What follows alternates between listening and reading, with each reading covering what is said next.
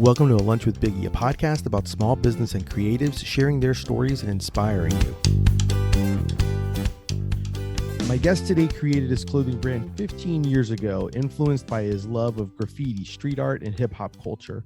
Please welcome the owner and founder of No Love City from Sandwich, Illinois. You know I had to say that. Josh Hammond. What's going on, man? Not much. How are you doing? I'm doing well, man. I'm doing well. Thank you so much for taking the time to come talk to me today during lunch. I appreciate it. What's your, I guess right off the bat, what's your go-to lunch sandwich? Usually what's your go-to? The go-to sandwich has got to be peanut butter and jelly. Okay. Yeah. Can't go wrong with the classic. No. So tell people a little bit about No Love City. Tell the people like what, tell your backstory and what kind of led you to actually start the brand. I started the brand actually like in the early 2000s because I've been a fan of streetwear to begin with anyways. So it was something I always kind of wanted to get into. And when I started doing it, I was actually started with skateboards and t-shirts. It was just something that I was into at the time. Other streetwear brands were doing skateboards too, and I thought it was something cool to get into. And I was kind of designing everything in a simplistic way because I'm not really artistically inclined, but it was all like really distressed and grungy type kind of style. And it went from there. And in 2007, I started taking it very seriously. So we've been doing it seriously for about 15 years now. That's amazing. That's amazing. And the name No Love City. Can you tell people a little bit about where that name comes from? I know I see a few posts probably every few months having you talk a little bit about it, like the origin of it. So I kind of figure it'd be a good time to kind of also share it here on the podcast. Yeah, I like to put it out there every once in a while for people that don't know.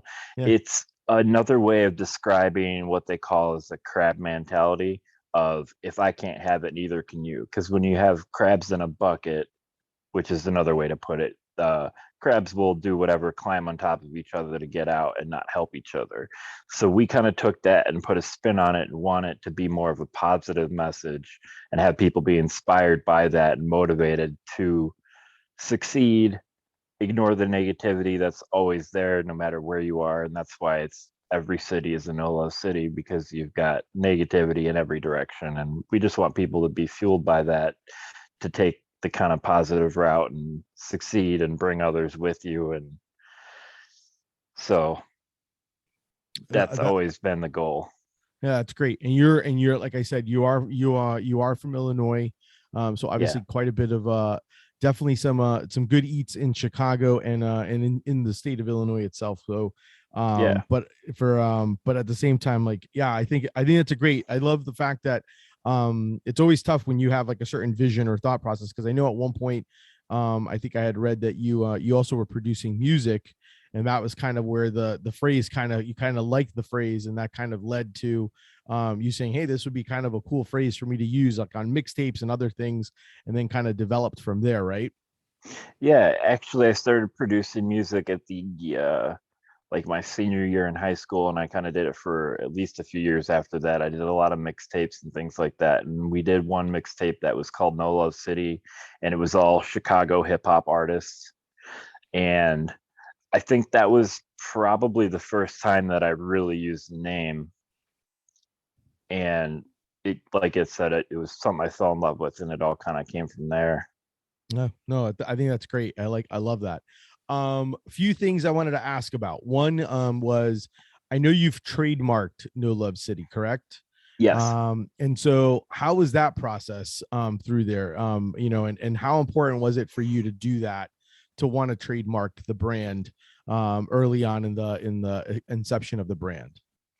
It's always been something that was very important to me to protect it, because there was other people that were trying to use the name at the same time after it I had already started. So protecting it and being able to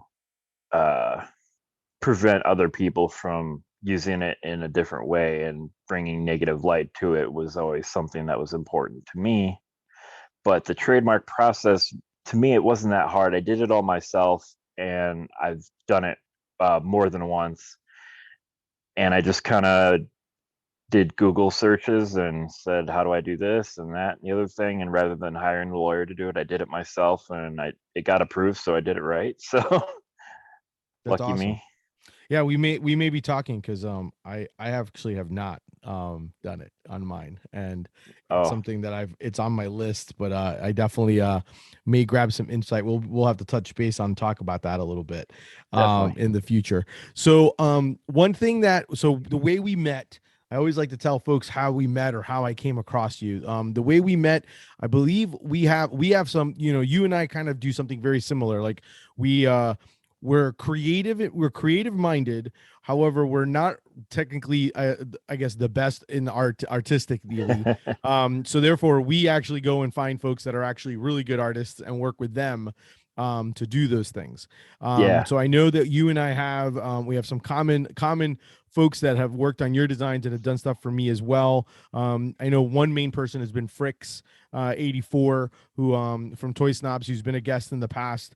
And so I kind of wanted to chat with you a little bit about like that whole aspect of your process on finding artists and working with them and things like that, that maybe some insight or suggestions or advice you'd give someone if they're in the similar situation as us, where they have ideas but they kind of want someone a little bit better, than definitely better, or kind of take it to the next level to create their art and or their product.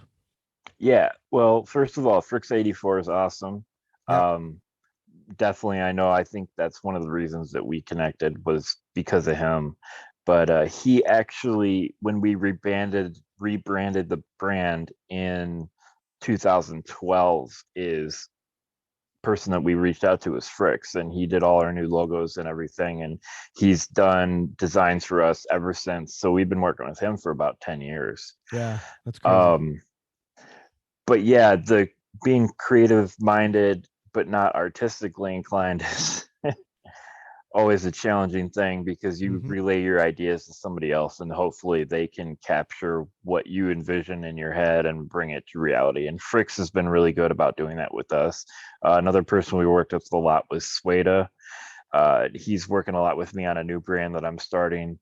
And it's just, I think searching on Google and Instagram just to find different artists to work with is how I've kind of done it. But with No Love City, I've kind of stuck with Fricks as like the main Yeah. man behind the design work for us. Yeah, no, and hey, he's amazing, and I Yeah. totally get that. It's like it's one of those things, especially when you find someone that knows. The big thing for me is always trying to find the right artist based on what I like their style to be, and then how do I want it to be in my brand, type of thing. So it kind of there's always that aspect of trying to find that right person that has it, because obviously everyone's very artistic, but there's some folks that have a certain niche or a certain skill set that they just thrive on, and they're just like known for, and those are the ones you want to highlight, because obviously you want the best for your brand, but also you want the artist to love it, because I think that's something that I appreciate that you do on your brand is similar to me, which is you actually tell folks, hey, this is who did it.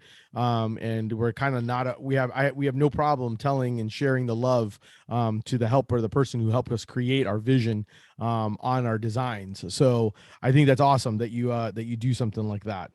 Yeah, Um, it's a point of pride for me to say, hey, this is who we work with, because in my eyes, I'm a fan of these artists that we work with. They're so good, and for yeah, them to be able to take my silly ideas and make them good is impressive to me. So I want everybody to know, like, hey, this is who did it, yeah. So I No, hope I've been able to bring them business in the past, but that's not what it's been about. It's just, like I said, a point of pride.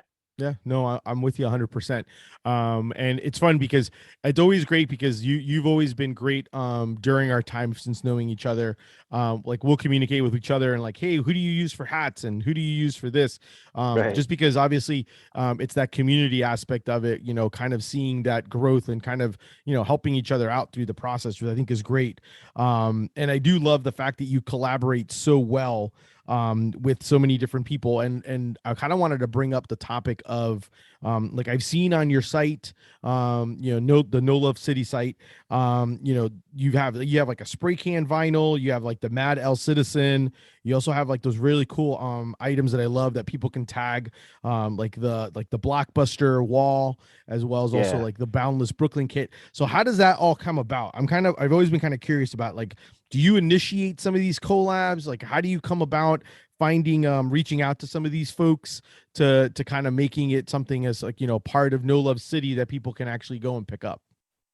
I've been a vinyl toy collector since like the beginning of when it got real popular in the US, like in the early 2000s. So it was always something that was like a goal of mine to be in that market in one way or another, which is really hard to do when you're not artistic, because that's the whole point of you designing something and putting it out. But Yeah. the way that I was able to get into it was collaborating with other people, and in some cases it was me reaching out to them, and some people reached out to us. But like with Boundless Brooklyn, I just love what they do. They take recycled materials and they have the little kits that you build yourself and you can customize them. And it was something just I thought was really, really cool that they did. So we definitely wanted to carry their stuff. And we actually did a collaborative enamel pin with them. So there was something else that we did with them. But the Spray Can Mutant and the Mad L Citizens, those are collabs with Mad and two different companies, Martian Toys and UVD Toys, that I'm really lucky that I was reached out and thought of to be able to have an exclusive toy with. Yeah, I mean, they're awesome. They're super awesome, and I saw that you've even done like some of them. You've kind of done like a combo where you can get like a shirt and the vinyl, which I think is super smart. Which, Yeah, definitely thank helps you. quite a bit. Oh no, I think you're doing a great job, man. You guys are killing it, and I think it's so fun to see all the different things that you're always coming around and coming about with. Um, Josh, in like your 15 years, what would you say? I mean, and I know you, and we'll kind of touch base on the next kind of brand that you're also trying to create right now. But like, I guess, what have you learned from creating, I guess, and we'll kind of touch base on that, like from when you're creating, you mentioned you're creating a new brand.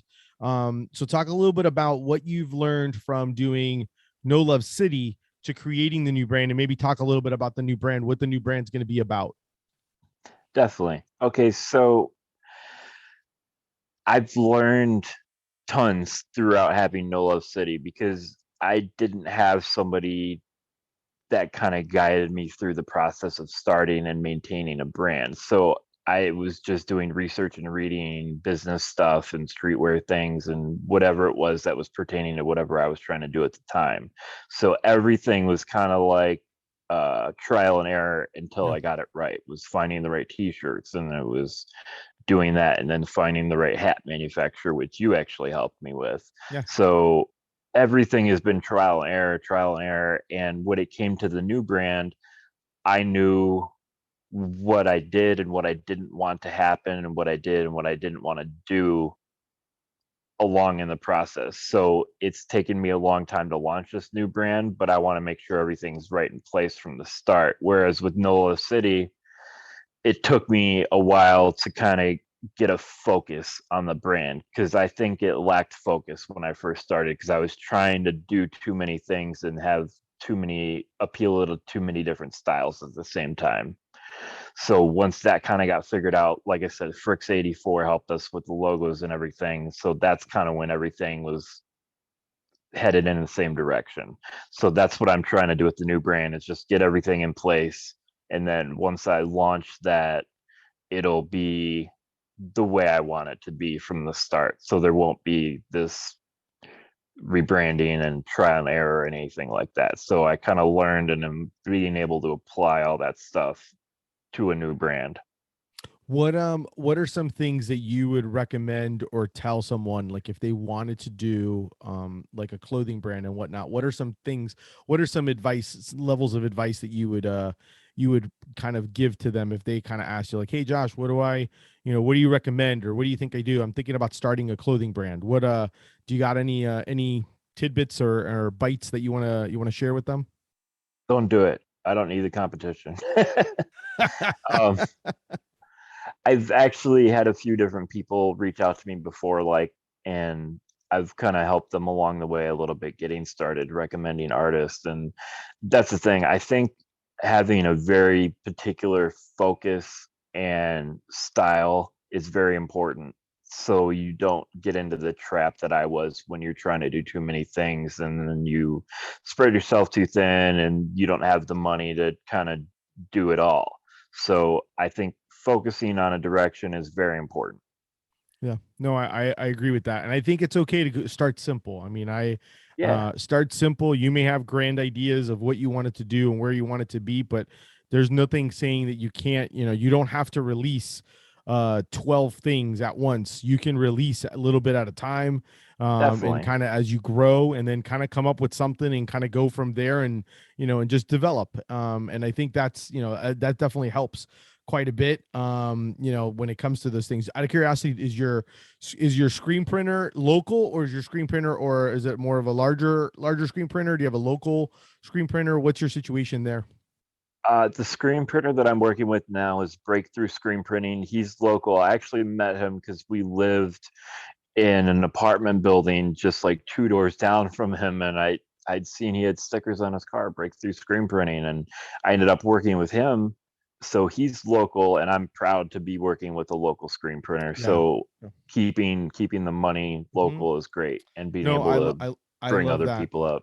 Yeah, Yeah, man, for sure. but before working with him, I worked with a larger company, and they were a very large company that had very large clients. So for me, when I was starting out and doing runs of 24 to 48 shirts, it's just a tiny drop in the bucket for them. And they didn't really care and want to get too into what I was doing because I was so small compared to their other clients.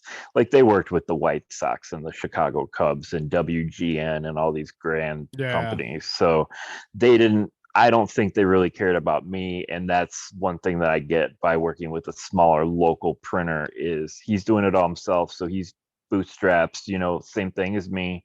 So there's pride in that. And like I said, it's something that's important to me. And I like being able to keep the money local. No, I'm 100% with you. I'm actually at the point now where that was always been my intention, and my screen printer's local, and I also have like my sticker. I used for a large time a large sticker company, and I've now gone to the route where I've like tailored it over to making it more local sticker manufacturer as well. Nice. So it's definitely difficult and it's definitely hard, but I think it's great when you are able to find other people doing the same thing kind of as you, and you're kind of both helping each other out. So I definitely think that that's super important to be able to do when it comes to that stuff. One of the things I wanted to also chat with you about was, and I wanted you to kind of talk a little bit about it because I love, you created something that I think is super fun and different, and it kind of goes, obviously it goes perfectly in line with what your brand's about. So I kind of want you to talk a little bit about the where you came up with the idea of doing like the online art show canvas, where you're basically featuring upcycled custom painted spray paint cans, and they're like basically showcasing different artists who they actually obviously are. So it's kind of like they're using a used, from what I got it, it's like a used spray paint can that's basically been repainted, kind of like mocked up, almost like tagged and designed in their own way of however they want to do it. But it's obviously art, and it's something that you can kind of can collect. And I know you've done a few series of these, so I kind of wanted to hear a little bit about the backstory of that, and like a little bit of like how that came about. Well, I think you did a great job describing it. So I don't I don't know what I can do on top of that. But no, I've been a fan of graffiti and street art for very, very long time since I was a kid. So it's another one of those things like the toys that it was just something as how do I get involved with this and have it fit what I'm doing at the same time.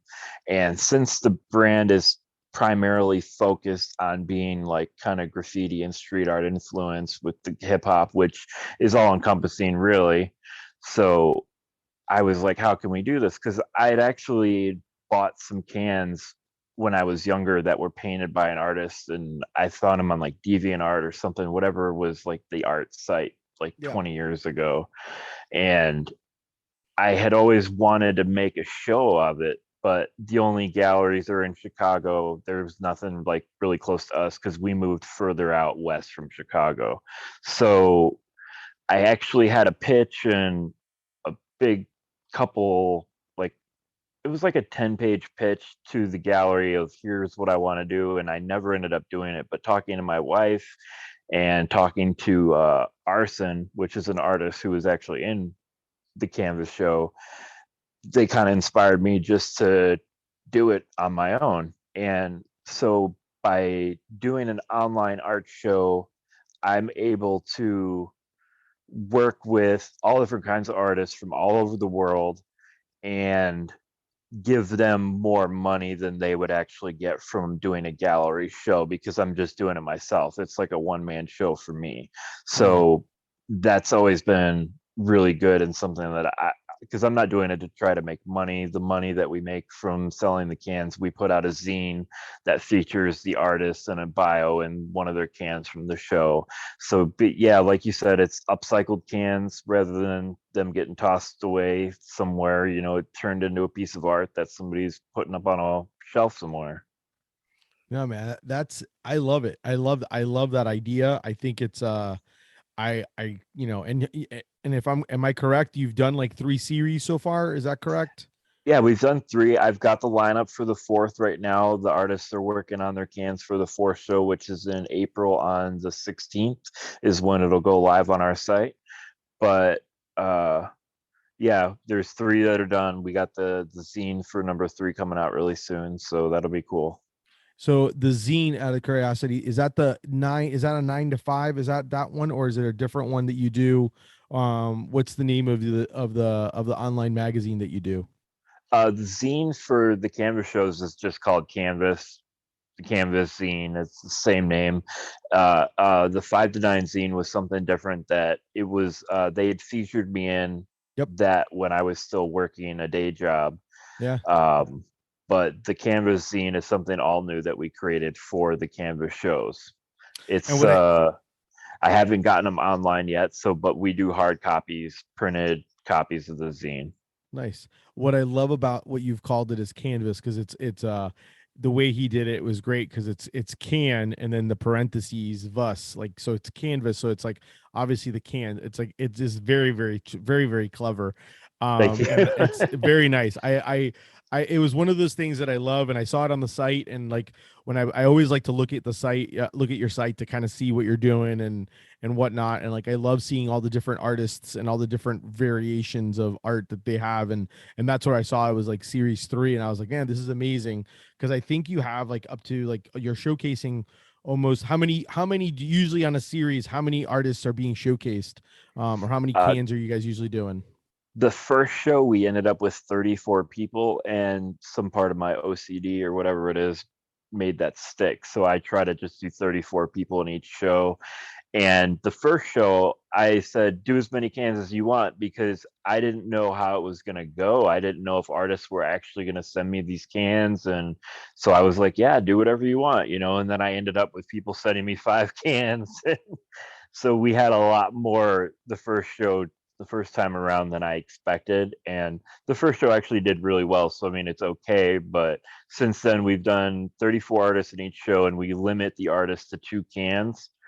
That way I'm not, because I still live in an apartment, I'm managing, you know, 2 brands and an art show out of an apartment, and my Well, wife works out of the apartment too. So we have stuff everywhere, but that's okay because it's stuff that I love. But yeah, so 2 cans per artist now, it's made it a little more convenient and less space taking up. yeah, man, for sure.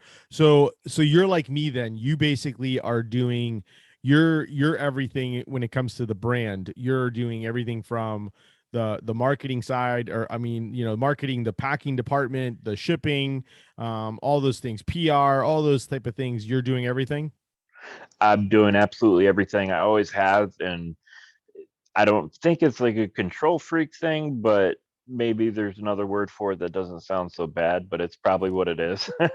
But my wife will help me when I need it. But for the most part, I do handle everything on my own.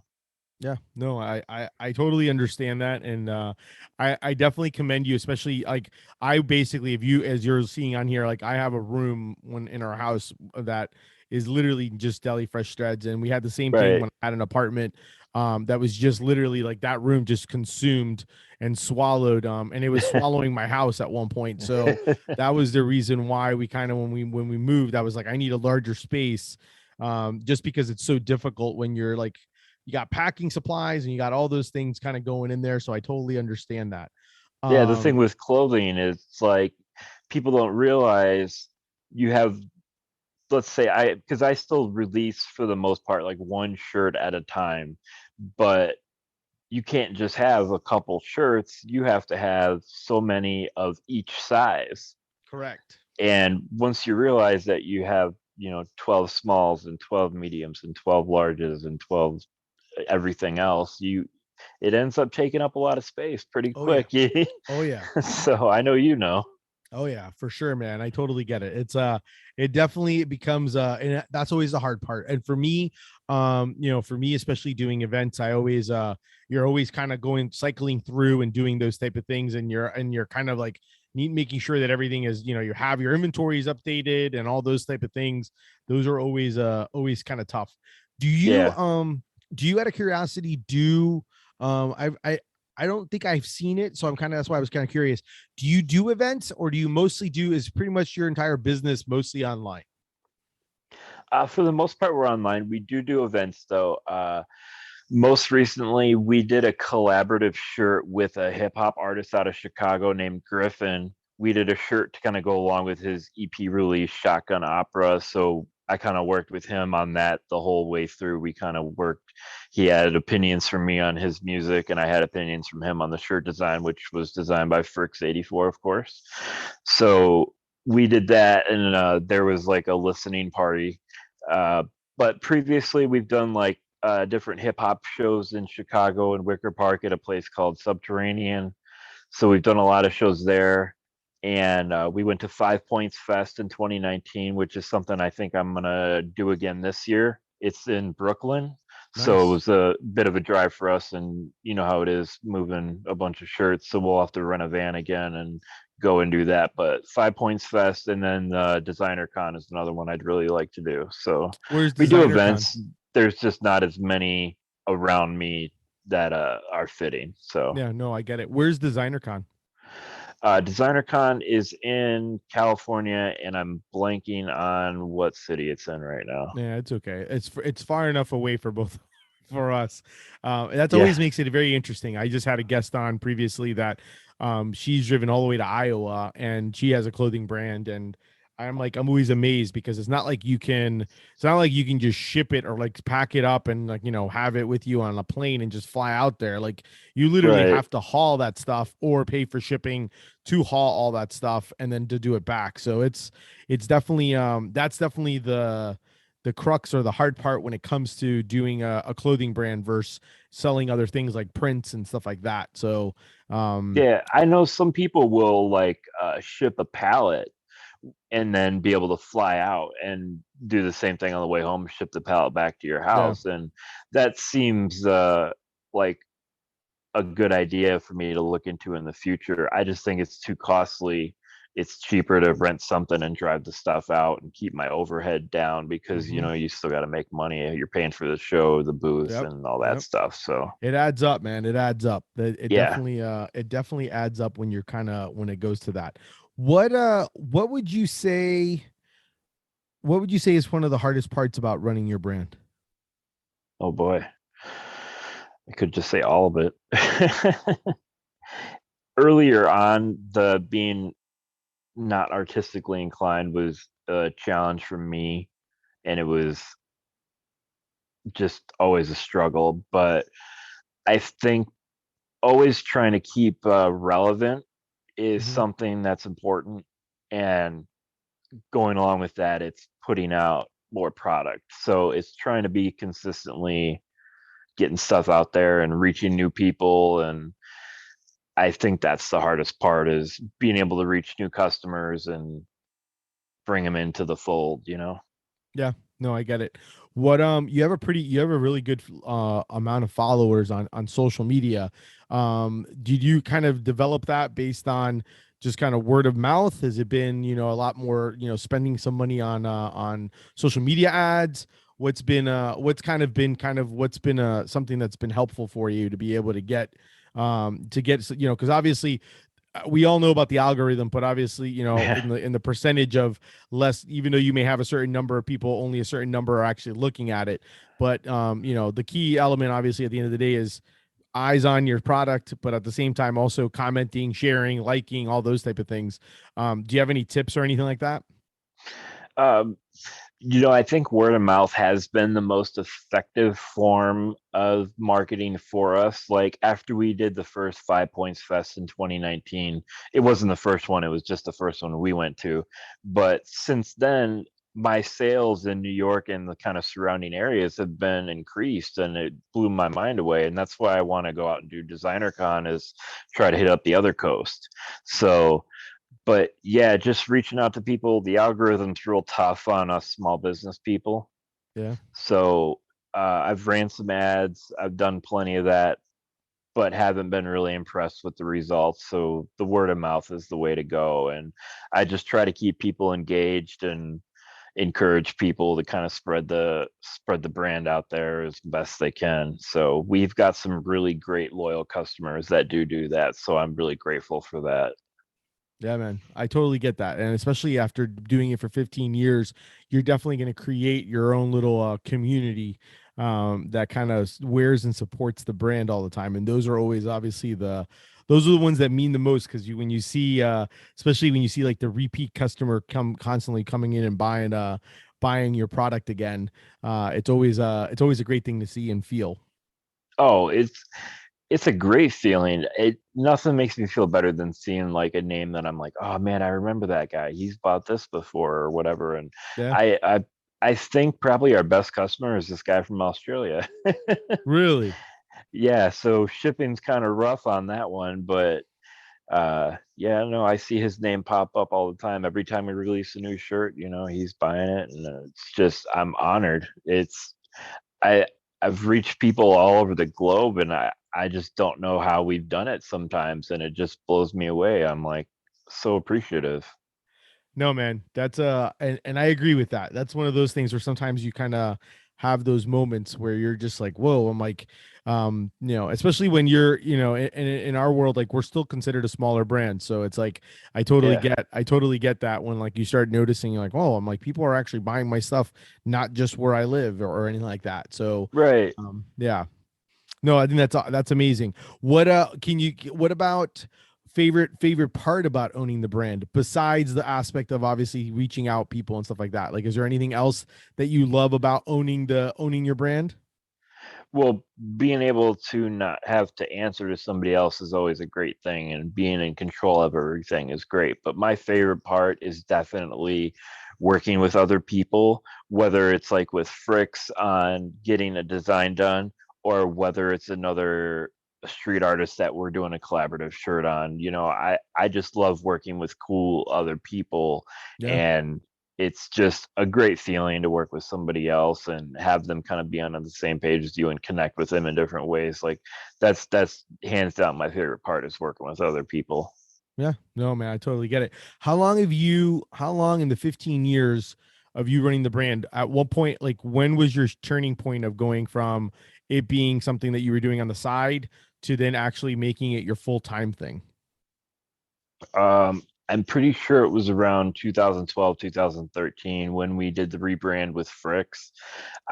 Took it serious and I said, I gotta just spend all my time on this. And I did. And it was very, very hard at first. And uh, periodically I did pick up other part-time jobs because it wasn't bringing Yeah. the money in as much as it needed to. But for the most part, like I said, since 2012, it's been the bread and butter. I love it, dude. I love it. No, I think it's super amazing to see, and it's I just enjoyed the ride watching you through the process, and how you guys keep growing and keep doing. And I really do love all the different the collaborations you guys have done.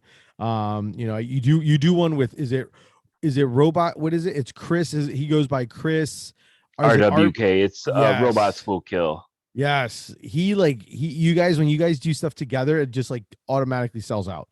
It's always it's always a sellout when I see him and you together. It's like bam, sold out. I was like, oh, it's like I see it on your social, and I'm like, well, that's gonna sell out soon, which is amazing to see, and I think that's it definitely means something when you start seeing, especially when you start seeing artists want to continue doing collaborations with you. That must be pretty special to be able to see, you know, that they keep on coming back and wanting to work with you. Same thing with like Fricks and different artists, you know, because of the fact that, you know, that just means that they see and they enjoy your brand, and what you're trying to create, and they, you know, and it just makes a good relationship. Yeah, Chris is actually a really big supporter of our brand, and I appreciate everything he does because he'll share a lot of our stuff Yeah. and wear a lot of our stuff when he knows he's going to be on camera, and it just means the world to me because I've been a fan of Chris since the early 2000s because he made the website with another guy, robotswillkill.com, and it was a site that just promoted street art basically from people all over the world that submitted art. But yeah, so I've been following him for a long time. I'm a huge fan of Chris, so every time I get to work with him, I'm just so excited. And yeah, the stuff selling out is that's the bonus about working with Chris. Yeah. His fan base is super loyal. That's awesome, man. Awesome. We're so we'll go with an easy one that I always ask. What advice would you give someone who is wanting to start something? Maybe not a clothing brand, but just want to start something.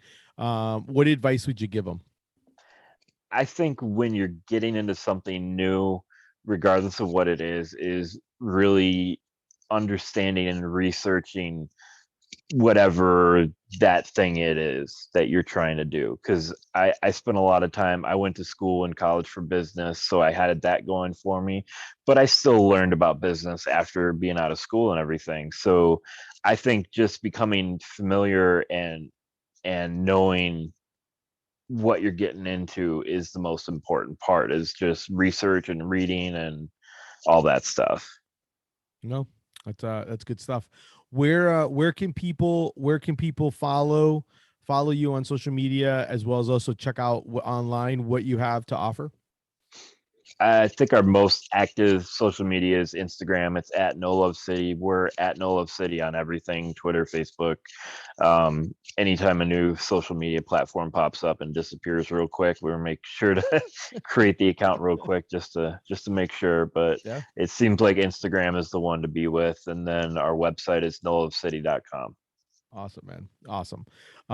Thank you so much, man. I really appreciate you being on the show, and taking the time to kind of chat with us. And I'm looking forward to seeing your next brand coming out. I know I kind of already started following it. I don't know if you want to drop that, and so people could start following that, or if you want to wait till that gets released. But if you like, your floor is yours if you want to share it. Definitely. Thank you very much. And I watch everything you do too, because in my opinion, you've got the most creative and intelligent brand out there. I think you found a niche and are dominating that. Oh, Nobody's gonna touch you in what you're doing, and thanks, man. it's impressive. And I love all your art. I love everything about it. I But appreciate yeah, it, man. my new brand is called Unlucky Charm. I'm a huge fan of tattoos. I have a lot of tattoos. My wife does, and I love the art form itself. So that brand is called Unlucky Charm, and it's primarily tattoo influenced. You know, every design that we're going to do is either designed by Sueda or a tattoo artist. We plan to collaborate with a lot of tattoo artists on limited run shirts and things like that. But right now, we're up on Instagram and a couple other social media platforms. It's at Unlucky Charm, but we're posting tattoos that we like and stuff right now, just trying to get a little bit of a following Yeah. going and posting cool stuff from artists that we like. That's awesome, man. I knew that's what it was about, but I think it's a great. I mean, it's kind of, it goes perfectly in line. Obviously I know that you're, you know, goes in line, and I love, and what I like is the fact that you realize, hey, I need to separate it from, No Love City type of thing, because sometimes, like you mentioned, sometimes what happens is you don't go too niche, and then you go so broad, that you kind of lose, everyone kind of loses focus on what exactly the brands are. So having the differentiator of both, like, separate, I think it definitely fits really, really well, with what you're trying to create. Yeah, I was always a big fan of the brand Famous Stars and Straps, and they were somehow able to capture like skateboarding and graffiti and street art and tattoos and all these different things. And I'm like, man, that's awesome. I want to do that. And that's that's how No Love City was like, yeah, dude, I can do all this. They can do it. Why can't I? And I'm Yeah. like, yeah, they're a one in a million thing, man. Not a lot of people can do what they did. So Yeah.